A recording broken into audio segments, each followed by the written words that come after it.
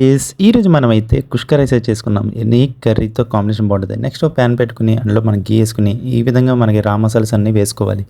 వేసుకున్న తర్వాత అందులో మనం చాప్ చేసుకొని పెట్టుకున్న ఆనియన్స్, ఇంకా ఘాట్లో పెట్టుకున్న మిర్చి, గరం మసాలా వేసుకొని బాగా టాస్ చేసుకోవాలి.